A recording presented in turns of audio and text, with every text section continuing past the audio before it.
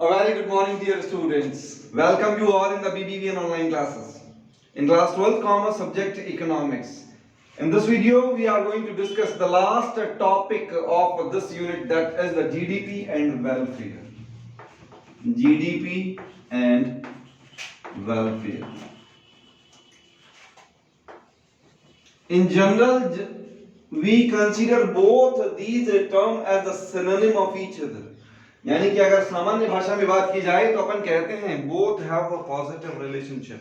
If GDP is rising, welfare will rise too and vice versa. ये general भाषा में, सामान्य भाषा में. अब अगर सामान्य भाषा है तो एग्जाम में सामान्य भाषा में तो नहीं पूछेगा. वो तो नहीं पूछेगा is it always true? हम बोलेंगे no, it is always not true. ये हमेशा नहीं होता. तो क्यों नहीं होता? ऐसी क्या लिमिटेशंस हैं जीडीपी की कि भाई वो जीडीपी वेलफेयर के इक्वल नहीं होता, या इन्हें लिमिटेशन या डार्लिंग गैप के नाम से जाना जाता है. लिमिटेशंस या डार्लिंग गैप्स ऑफ जीडीपी. चाहे लिमिटेशन कह दें, चाहे डार्लिंग गैप्स कह दें, जीडीपी एंड वेलफेयर कंपैरिजन कह दें, बात एक ही है. अब वो है क्या, लिमिटेशंस क्या क्या है? सबसे पहला जो पॉइंट आता है वो आता है डिस्ट्रीब्यूशन ऑफ इनकम. क्या आता है?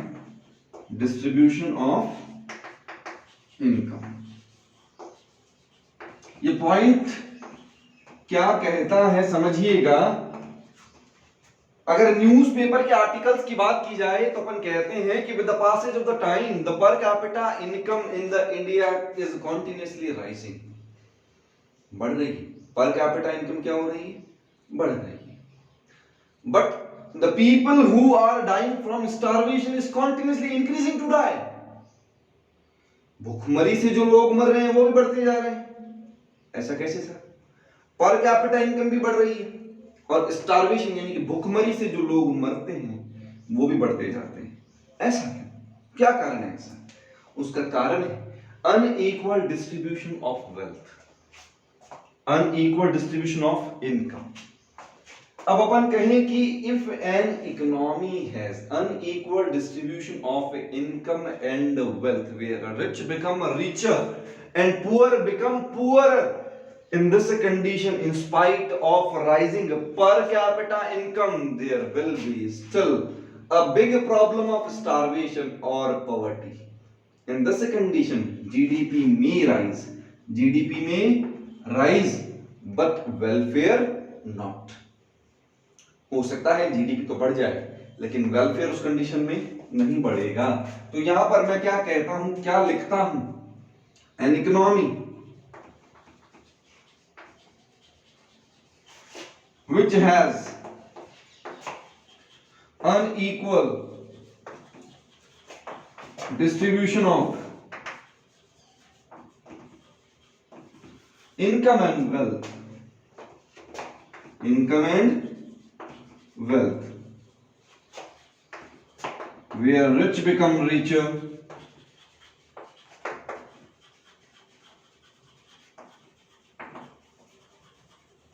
and poor become poorer.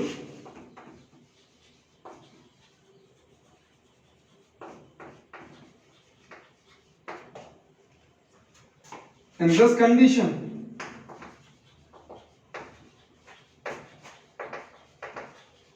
even when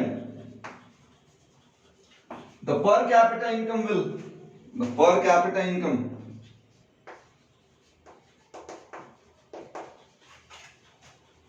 can rise या increase, but the economy will suffer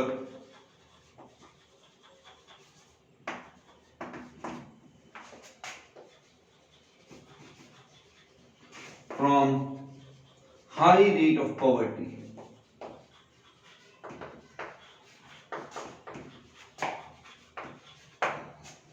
लेकिन फिर भी पॉवर्टी का लेवल बढ़ता जाएगा. इस कंडीशन में क्या होगा? इन दिस कंडीशन, अब मैं इसका ऊपर लिख देता हूं क्योंकि नीचे लिखा हुआ हो सकता है आपको विजिबल ना हो. इन दिस कंडीशन, इसके नीचे का पॉइंट मैं ऊपर ले लेता हूं. इन दिस कंडीशन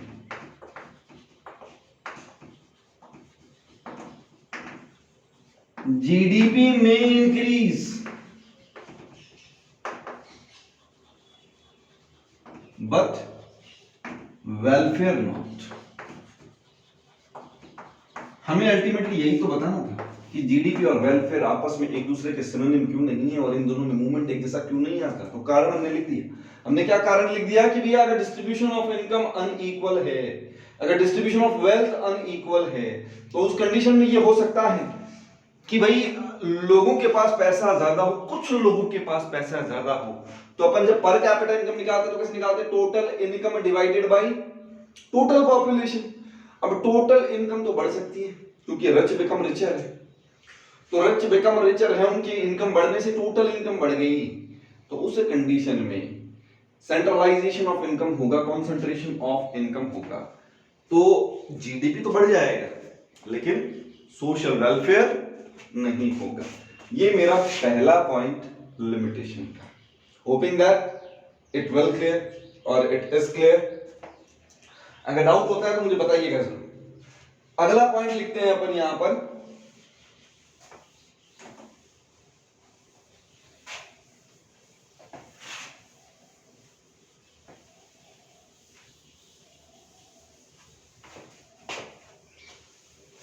नेक्स्ट आपका जो पॉइंट आएगा वो आएगा कंपोजिशन ऑफ जीडीपी।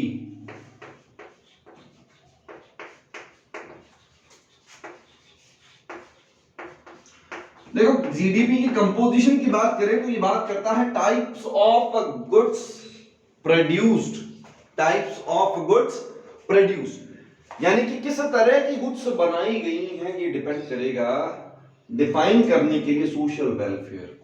अपन कहते हैं कि जब अपन ने जीडीपी की वैल्यूएशन की तो उसमें तो अपन ने हर तरह की गुड, फाइनल गुड को कंसीडर किया। तो फाइनल गुड तो साहब आपके लिए आपकी इकोनॉमी में जो डिफेंस गुड्स हैं वो भी हो सकती है, जो लिकर है वो भी हो सकता है, जो टबैको है वो भी हो सकता है। तो अगर लिकर का प्रोडक्शन बढ़ा दिया जाए आउटपुट बढ़ जाएगा, टबैको का प्रोडक्शन बढ़ा दिया जाए आउटपुट बढ़ जाएगा। अगर हैजार्डस गुड्स का प्रोडक्शन बढ़ा दिया जाए आउटपुट इंक्रीज करेगा। अगर डिफेंसिव गुड्स का प्रोडक्शन बढ़ा दिया जाए आउटपुट इंक्रीज करेगा। लेकिन क्या ये सारी की सारी चीजें सोशल वेलफेयर कर सकती हैं? नहीं कर सकती। तो अपन कहेंगे रियली इट विल डिपेंड, यानी कि welfare will depend on the types of goods produced, on the types of goods produced. तो यहां पर अपन लिखते हैं when the production of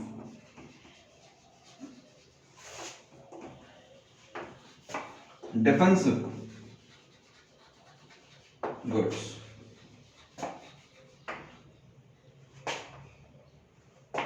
is increased,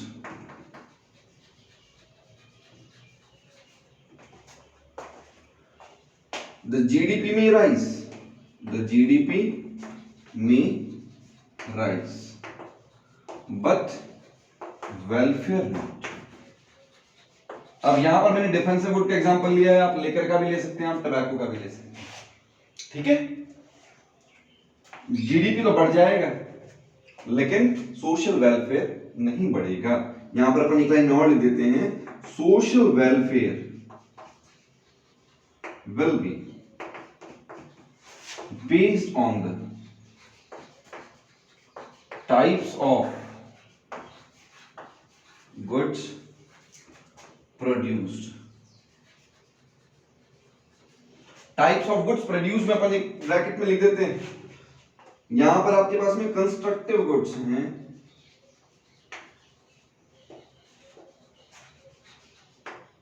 या फिर नेसेसिटी गुड्स हैं एटसेट्रा। इस पर डिपेंड करेगा। अगर इनका उत्पादन बढ़ता है तो जीडीपी भी बढ़ेगा और सोशल वेलफेयर भी बढ़ेगा। लेकिन अगर आपने डिफेंसिव गुड का प्रोडक्शन बढ़ाया, अगर आपने लिकर का प्रोडक्शन बढ़ाया, अगर आपने टबैको का प्रोडक्शन बढ़ाया तो जीडीपी तो बढ़ जाएगा लेकिन सोशल वेलफेयर इंक्रीज नहीं करेगा। तो कंपोजिशन ऑफ जीडीपी किसे बिलोंग करेगा? Types of goods produce. किसे बिलोंग करेगा? टाइप्स ऑफ गुड्स प्रोड्यूस, यानी कि which type of goods are producing in the economy. If the economy is producing more of liquor, tobacco or defensive goods, In this condition GDP may increase but social welfare will not. ये मेरे पास में दूसरा point cover हो जाता है। अभी तक हमने जो दोनों पॉइंट पढ़े उन कंडीशन में सोशल वेलफेयर का लेवल कम था और जीडीपी का वैल्यू ज्यादा था। अब तीसरा पॉइंट आता है आपके पास में नॉन मॉनेटरी एक्सचेंजेस। तीसरा पॉइंट क्या आएगा? Non monetary exchanges.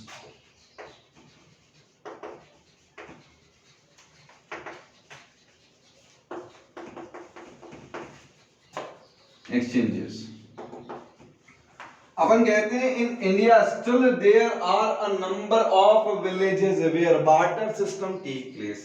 अगर फार्म लेबर की बात की जाए तो अभी भी कई गांवों में लेबर को उसके रेम्यूनरेशन में जो आपकी फील्ड क्रॉप है, फील्ड प्रोड्यूस है, वो दिया जाता है। उस कंडीशन में जो सामान दिया गया, जो बार्टर सिस्टम में आपने सामान दिया अगले को लेबर के बदले, वो सामान हमारे पास में मार्केट वैल्यू पर कंप्यूट ही नहीं होता। जब वो मार्केट वैल्यू में कंप्यूट नहीं होगा तो वो जीडीपी में कंसीडर भी नहीं किया जाएगा। इसका मतलब जीडीपी हमारा अंडर एस्टिमेटेड होगा। जीडीपी क्या होगा? हमारा अंडर एस्टिमेटेड होगा। लेकिन क्या सोशल वेलफेयर अंडर एस्टिमेट है ना? अब की बार तो अगले को कुछ चाहिए था रेम्यूनरेशन में, अपन ने पैसे के बदले क्या दे दिया उसको? क्रॉप दे दिया, क्रॉप प्रोड्यूस दे दिया। तो अब जो आपने क्रॉप दे दिया या फील्ड प्रोड्यूस दे दिया अगले को, तो उस कंडीशन में सोशल वेलफेयर का लेवल हो गया ज्यादा और जीडीपी का वैल्यू क्या रह गया? कम। तो यहां पर अपन क्या लिखे नॉन मॉनेटरी एक्सचेंजेस में? In India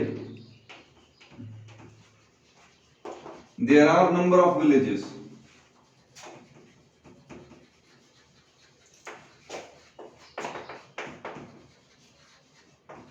where people still prefer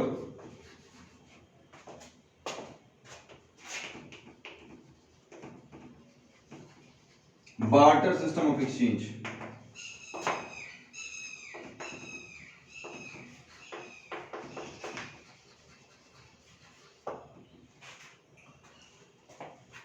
Farm labor is paid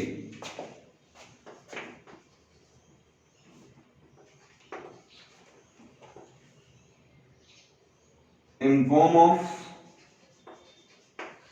farm produce in spite of money. पैसे की जगह पर आप उसे फार्म प्रोड्यूस दे देते हैं। The paid farm output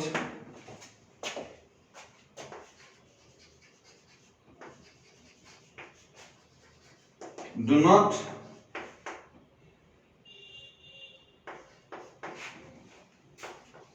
come into the market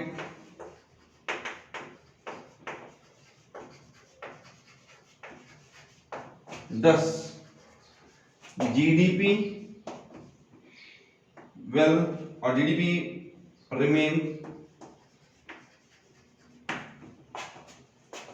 remains underestimated.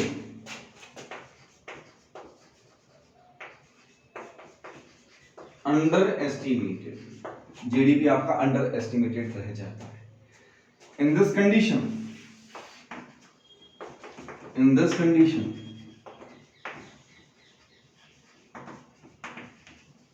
Social welfare will be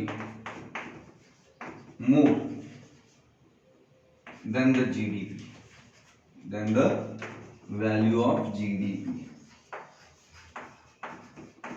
social welfare की जो वैल्यू होगी वो आपके पास में जीडीपी की वैल्यू से कंपैरिजन में कहीं ज्यादा होगी। कारण क्या था कि भाई जिसकी जरूरत है उसकी जरूरत तो पूरी होगी, यानी कि उसकी सोशल वेलफेयर की नीड तो पूरी होगी, लेकिन वो सामान जब बाजार में बिकने के लिए आया ही नहीं तो वो चीज कंप्यूटेशन में नहीं आएगी। तो कंप्यूटेशन में आएगी तो जीडीपी की वैल्यू क्या रह जाएगी? कम रह जाएगी, यानी कि दोबारा वही चीज, दोनों इक्वल तो नहीं। तीसरा पॉइंट। और लास्ट पॉइंट मेरे पास आता है externalities.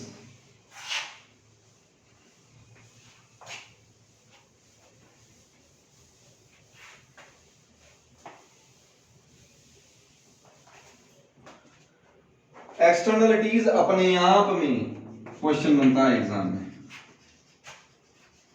1 number, 3 number, 4 number. Externalities. Externalities generally दो तरह की होती है, एक होती है पॉजिटिव एक्सटर्नलिटीज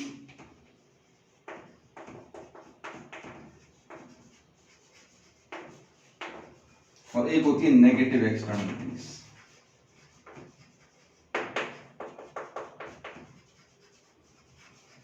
अब बात ये है कि एक्सटर्नलिटीज होती क्या है, मीनिंग क्या है इसका।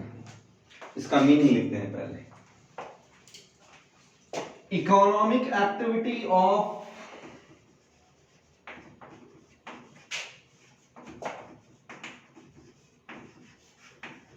one person or unit which may create positive or negative impact over others,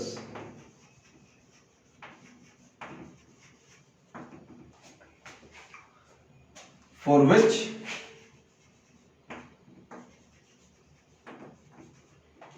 neither they get anything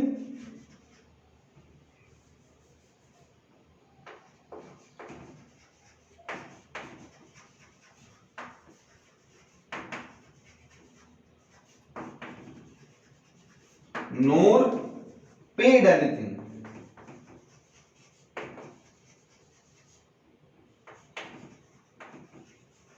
ये इसका मीनिंग क्या लिखा, economic activity of one person और यूनिट, किसी भी एक आदमी की या किसी भी एक यूनिट की, प्रोडक्शन यूनिट की या ऑर्गेनाइजेशन की तो इकोनॉमिक एक्टिविटी जिसकी वजह से सोसाइटी पर या दूसरे लोगों पर पॉजिटिव या नेगेटिव इफेक्ट आता है। अब अगर पॉजिटिव इफेक्ट आता है तो उस कंडीशन में तो ऑर्गेनाइजेशन को कुछ मिलता नहीं, और अगर नेगेटिव इम्पैक्ट आता है तो सोसाइटी को कुछ दिया नहीं जाता है, तो उसे क्या कहा जाता है, एक्सटर्नलिटीज कहा जाता है। अब आपको सर ये चीज समझ में नहीं आती, आती है तो फिर क्या को समझाओ, नहीं आती ना। चलिए पॉजिटिव एक्सटर्नलिटीज क्या होती है। अब यहां से अगर पॉजिटिव निकालना हो तो अपन कहें कि पॉजिटिव वाला वर्ड निकाल लें। क्या निकालें, शुरुआत वहीं से करें, economic activity of, economic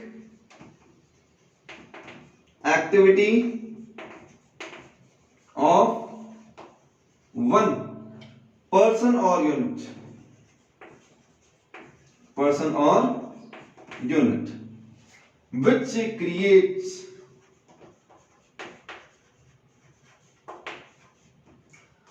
positive impact over others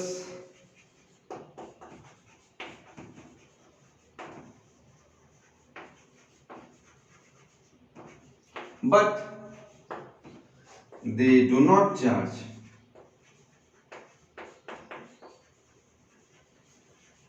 anything in return। बदले में वो कुछ नहीं लेते। जैसे समझिए एक प्रोडक्शन यूनिट है, वो प्रोडक्शन यूनिट क्या करती है कि भाई अपने जहां पर प्रोडक्शन किया जाता है उस प्रोडक्शन करने वाले एरिया में गार्डन डेवलप करते हैं। क्या करते हैं, गार्डन डेवलप करते हैं। अब गार्डन डेवलप करते हैं तो उससे जो फ्रेश एयर मिलेगी वो तो खाली उन्हीं लेबर को मिलेगी ना जो उस ऑर्गेनाइजेशन में काम करते हैं। आसपास में जो लोग रहते हैं उनको थोड़ी मिलेगी, मिलेगी। अगर उनको मिलेगी तो क्या उनसे उस फ्रेश एयर का चार्ज लिया जाएगा, नहीं लिया जाएगा। जब चार्ज नहीं लिया जाएगा तो उस कंडीशन में सोशल वेलफेयर तो क्या है, ज्यादा। लेकिन जब चार्ज ही नहीं लिया जा रहा इसका मतलब इकोनॉमिक एक्टिविटी नहीं है। जब इकोनॉमिक एक्टिविटी नहीं है तो उस कंडीशन में जीडीपी की वैल्यू तो क्या होगी, कम, लेकिन सोशल वेलफेयर की वैल्यू क्या होगी, ज्यादा। तो ये चीज कहलाती है पॉजिटिव एक्सटर्नलिटीज। ये समझ में आती है। अब इसी तरीके से समझिएगा, अगर सीएसआर की बात करते हैं, कॉर्पोरेट सोशल रिस्पांसिबिलिटी की बात करते हैं। अगर मैं कहूं कि भैया मैंने मेरे घर के बाहर लाइट लगा रखी है तो उसका बिल मुझे चुकाना है, मेरे लिए तो इकोनॉमिक एक्टिविटी है, बिजली का बिल चुकाना है। अब अगर उस गली में से कोई आदमी राहगीर निकलता है तो मैं उस लाइट को हाथों हाथ आगे लगा लूं कि बोले रोशनी मेरी है, तू नहीं निकल सकता इसमें से। उसका बेनिफिट वो भी लेगा ना। तो जब बेनिफिट लेगा तो उसको चार्ज दिया जाएगा, मेरे को नहीं लेके जाएगा। तो बेनिफिट तो ले गया, लेकिन क्योंकि इकोनॉमिक एक्टिविटी नहीं है उसकी तो उस कंडीशन में जीडीपी की वैल्यू तो क्या होगी, कम या कांस्टेंट रहेगी, लेकिन सोशल वेलफेयर की वैल्यू क्या होगी, ज्यादा। तो ये चीज कहलाती है पॉजिटिव एक्सटर्नलिटीज। ठीक है, अब इसका रिवर्स उठाते हैं नेगेटिव एक्सटर्नलिटी में। तो क्या लिखें, अपने आप लिखेंगे आप, क्या लिखेंगे, economic activity of one person और यूनिट विच क्रिएट्स, इस पॉजिटिव की जगह क्या आ जाएगा, नेगेटिव इंपैक्ट। क्या आएगा, negative impact over others but they do not charge, की जगह क्या आ जाएगा, पेड आ जाएगा, but they do not paid anything in return, ये बन जाती है नेगेटिव एक्सटर्नलिटी। दोबारा रिपीट करिए, ये मैंने लिख रहा हूं, आपको अपने आप लिखना है। क्या लिखोगे, economic activity of one person और यूनिट विच क्रिएट्स, पॉजिटिव की जगह क्या लिख दोगे, negative impact over others but they do not paid anything in return. अब इसका एग्जांपल समझते हैं। मान लीजिए एक इंडस्ट्री है, उस इंडस्ट्री के पास एक रिवर गुजरती है, तो स्मोक इवेजन भी होता है और एफिलिएंट इवेजन भी होता है, यानी कि जो वेस्टेज एफिलिएंट्स होते हैं वो आप उस रिवर में, नदी में छोड़ देते हैं। तो ऐसा करने से वाटर पोल्यूशन होगा, स्मोक इवेजन से एयर पोल्यूशन होगा। तो वो जो एयर पोल्यूशन होगा या वाटर पोल्यूशन होगा, तो उसका नुकसान क्या केवल और केवल उस इंडस्ट्री को भुगतना है, सोसाइटी पर उसका नेगेटिव इंपैक्ट नहीं आएगा। आएगा, जब सोसाइटी पर उसका नेगेटिव इंपैक्ट आएगा तो उस कंडीशन में क्या ऑर्गेनाइजेशन उन सफर करने वाले लोगों को कुछ पेमेंट देता है, नहीं देता। जब पेमेंट नहीं देता यानी कि इकोनॉमिक एक्टिविटी तो नहीं हुई, लेकिन क्योंकि लोगों की हेल्थ स्टैंडर्ड्स क्या कर जाएंगे, फॉल कर जाएंगे, तो उस कंडीशन में सोशल वेलफेयर की वैल्यू क्या हो जाएगी, कम। यानी कि नेगेटिव एक्सटर्नलिटी में सोशल वेलफेयर की वैल्यू कम और जीडीपी की वैल्यू हाई, और इस कंडीशन में जीडीपी की वैल्यू लो और सोशल वेलफेयर की वैल्यू हाई। समझ में आता है?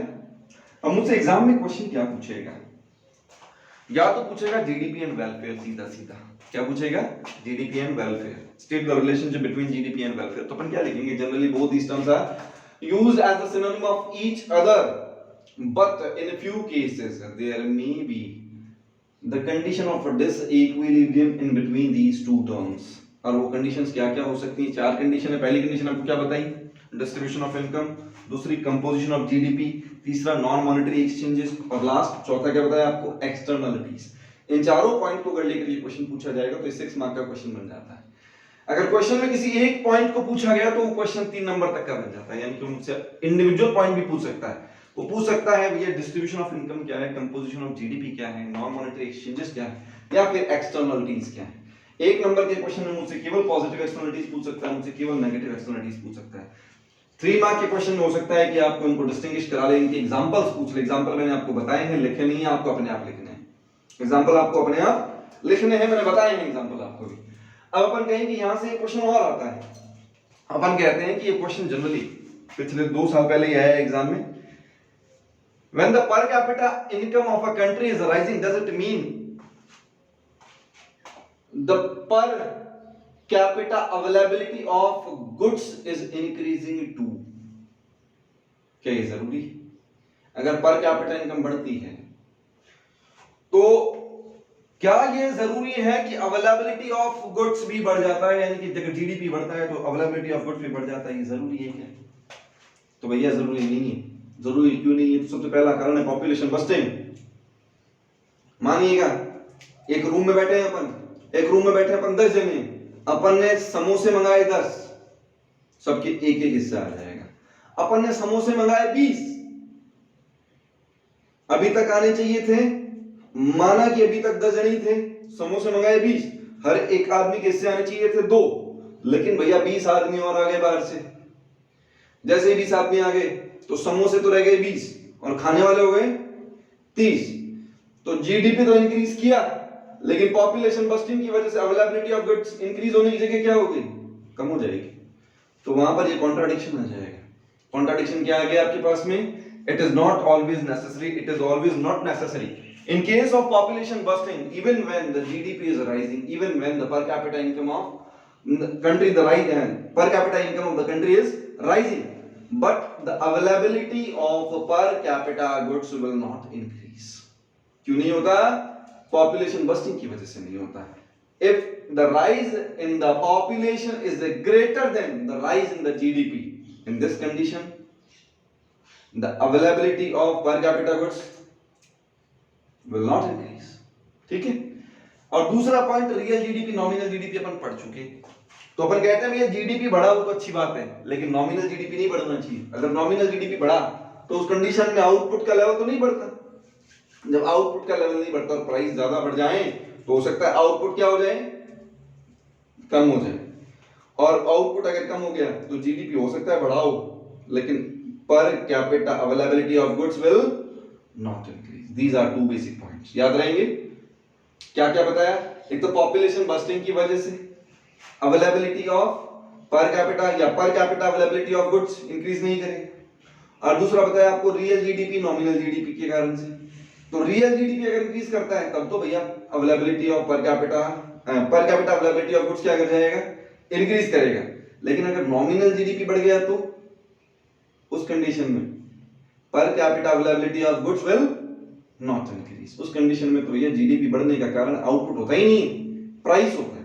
क्या होता है? प्राइस होता है। ये अपन ने डिस्कस किया था अपने कल के वीडियो में। What you need to do, आपको यहां तक अपना काम अपनी फेयर नोटबुक में कवर करना है। यहां पर हमारी ये यूनिट खत्म होगी। You will have to send your copies for correction work. आपको अपनी कॉपीज करेक्शन वर्क के लिए भेजनी। तो अगर पॉसिबल है तो आप अपनी नोटबुक करेक्शन के लिए स्कूल में भिजवाइए, ठीक है। नोटबुक भिजवाइएगा और जैसे ही करेक्शन हो जाएगा मैं आपको इन्फॉर्म करूंगा, आप अपनी कॉपीज वापस कलेक्ट कर लीजिएगा। अगर कोई डाउट आता है, it's better to ask your doubts through WhatsApp or calls. Thank you. Have a good day.